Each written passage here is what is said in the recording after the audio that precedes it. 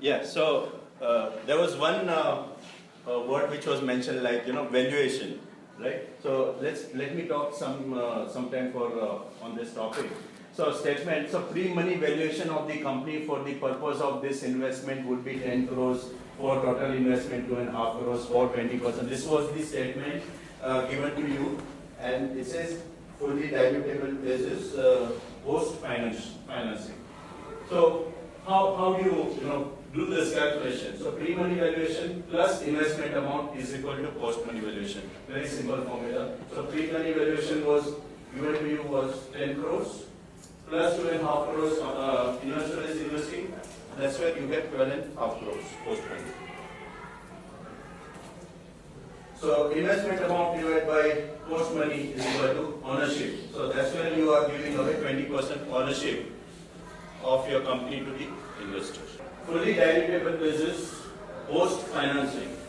So you have given away 20% equity to the investor. And let's say there is a new investor later on down the line after 6 months coming in and he is ready to invest. What happens at that point of time? If this investor decides to continue and you are giving away additional equity to the other investor along with founder members, even the existing investor is going to dilute his stake in the company. Very important clause. If it says fully non-dilutable basis, it means that even if you are diluting, if you are giving away more equity to any other external investors or even founders' equity, right? Investors' stake in the company should remain 20% all the time. So what will happen is, at that point of time, you have to give away additional shares to the existing investors if this statement says non-dilutable basis. Right? So you have to be very, so that's where you have to understand this, each word and each terms properly. Yeah, how many of you understand non-dilutable equity? Please. Non-dilutable is that, like he said, if my stock is non-dilutable, then somebody else invests, everybody else, I'm just assuming I'm non-dilutable, everybody else is dilutable. So their equity is diluted, mine does not get diluted. So that happens by issuing the fresh share. Yes, Keep 5% at all say. So always worry about when it is written non-dilutable equity. Which means that, so a lot of places, especially in the accelerator, right, where you get incubated or accelerated, they mention non-dilutable equity, which means that even after financing, so let's assume you have given 2% equity and there are 3 or 4 rounds happened across. In effect, you are actually given 10% almost. Because every time the round happens, you are issuing more and more, and that 2% remains permanently within till whatever 4th or 5th round. So always take care of this fully diluted basis. So in that case, number of shares is in fresh issue of shares. So 2% share holding is non-dilutable. As you issue the fresh shares to him as well. At 0 cost. At 0 cost. Basically, investment valuation, it is So that's why, such kind of non-dilutable across, right? There are different terms, difficult terms, I think, general terms saying that. So this is one word you need to take care very well, right? Whenever there is non-dilutable written across, you need to be cautious. Essentially what you're saying is, if it's not dilutable, and if the initial percentage or 2%, every time you raise money, suppose you give the actual amount you are straight to. So you have to retain not the amount. Not the amount. So let's say 4 rounds of happens, it essentially means 2 plus 2 plus 2 plus 2. No, at the end of 4 rounds, equity should Still be 2%. So So whatever is required to do across to keep this equity 2%, you keep on giving in more shares. So idea is for every round, typically on a fully diluted basis, what will happen is this 2% will become possibly 0.5. Yeah. So normally, investors look for Always. We are good guys.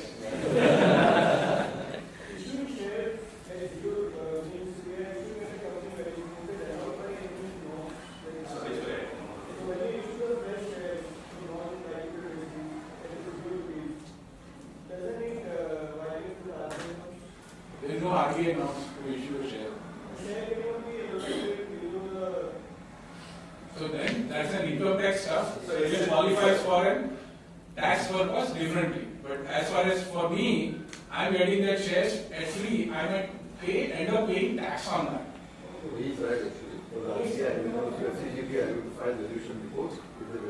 So that is when you, okay, so this FCGPR thing will come and RBI will come into picture if you are getting foreign money, right? Now here, even if you are issuing zero value shares to Indian investor, RBI is not there in picture.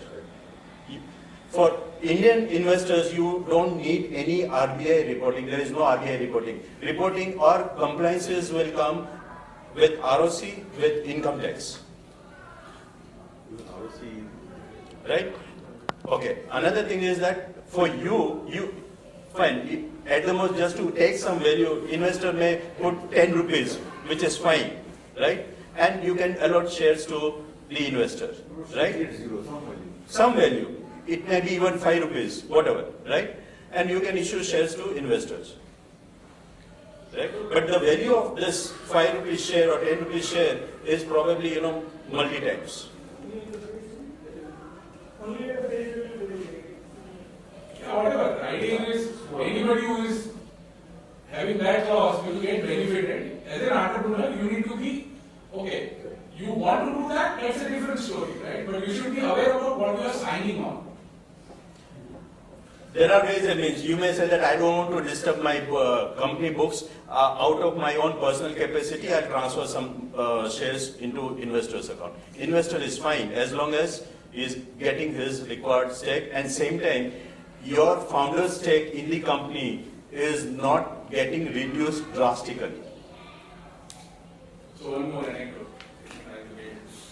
If you don't know that how this credit or how the risk is, exposure is done across, then you will always fall short, right? So always understand how to disclose and understand what are the credit risks, what do you work upon, right? So, anyway, good. So another major clause what you would see on term sheet, the type of security and conversion. So typically you have these 3 options: equity, CCPS, which is most preferred choice by most of the angels, and convertible note or convertible debt, right? So typically CCPS gets converted into equity within 20 years from the date of allotment. What is CCPS? Right. So compulsorily convertible preferential shares. It's a kind of equity, but it has some different weightage. So compulsory convertible preferential shares. So within 20 years or before, this CCPS needs to be converted into equity shares. So let me make you clear very here. Initially, when you are forming a company with bare minimum capital, you issue equity to founder members, right? It's an equity what you are issuing, right? When investor comes on board, you are issuing CCPS, which is a different series of equity, right? This CCPS will always have higher priority and more weightage over and above equity shares.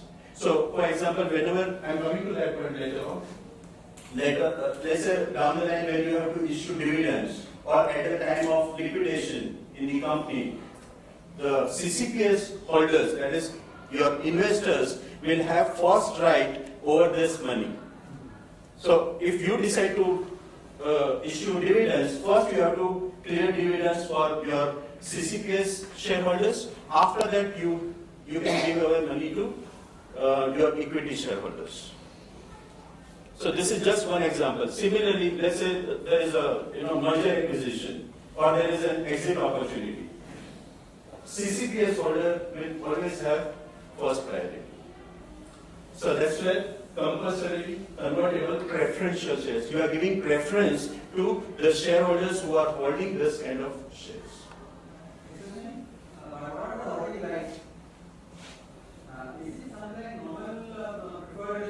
No. Yes. So there also these people will have preference. So I'm coming to that. So there are certain activities where investor wants to make sure that without their voting rights or without their concerns, you are not executing such activities like issuing additional equity to new investors, right? Or liquidation or merger acquisition, where there is going to create some material impact to the existing investors. So in such kind of scenarios, the investors are going to ensure that they have major voting rights on their account. Never they are going to enter the rest of the world. Right?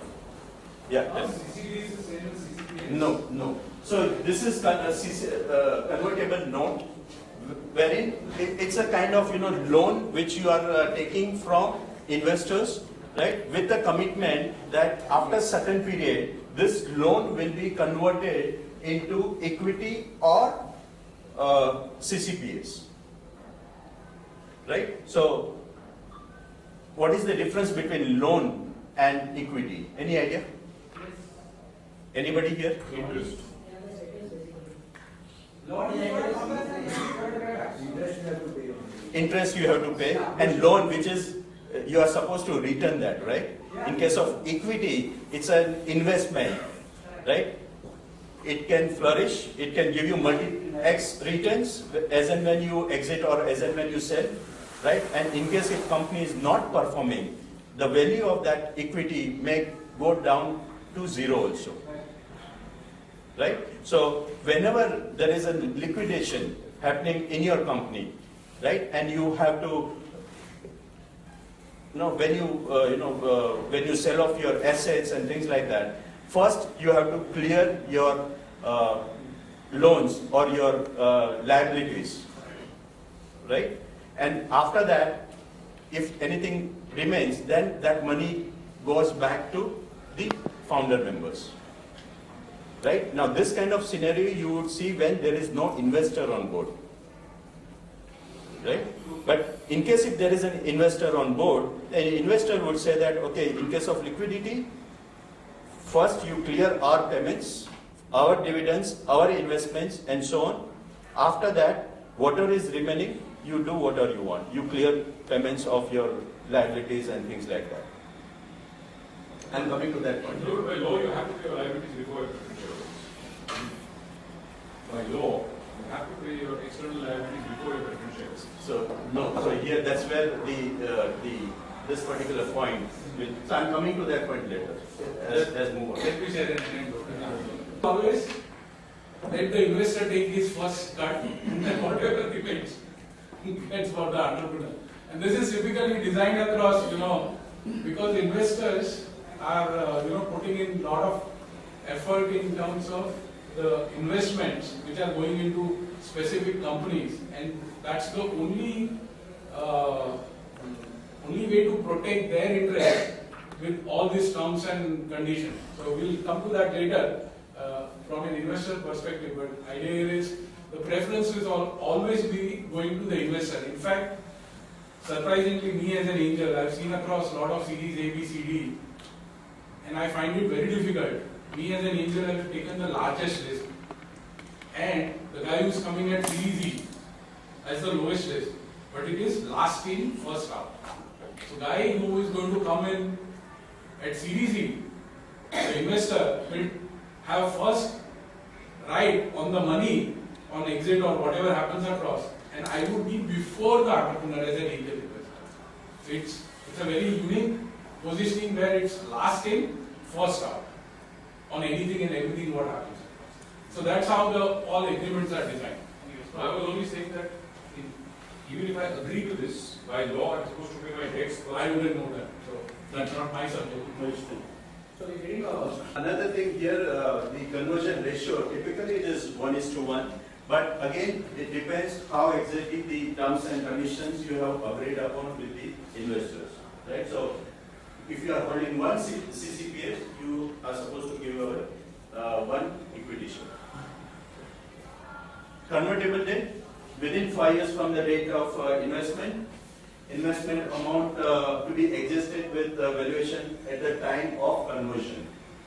This is in case if you are converting your debt, the CCD into equity.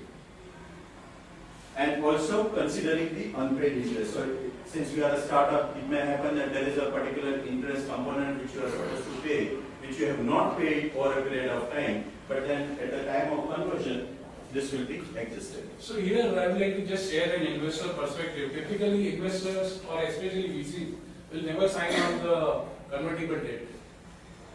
Right? Because I'm very unsure what equity I will get, right? Whether it's going to be 5%, 10%. So convertible debt also does not give you rights.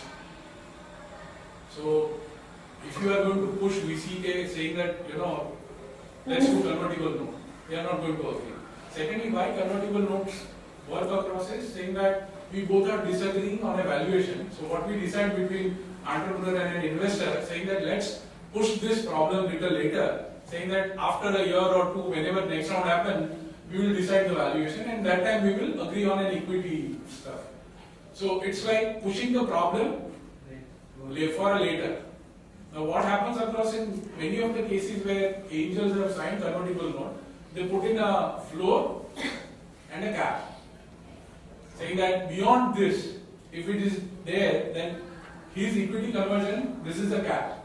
Right? So let's say my cap is at 50 crore, and let's say your next round happens at 100 crore, his equity will be converted at 50 crore. And there is a floor, saying that beyond that, let's say there is a down round which is happening, he will get more shares. So that's how people have protected. But still, convertible note is not a preferred instrument in India because rights are not there. Initially, loan you take for few years, whereas equity is lasting for longer period. Even if it is, CCD, over a period of time you are going to convert into equity, and that's where you are going to get new investor coming in.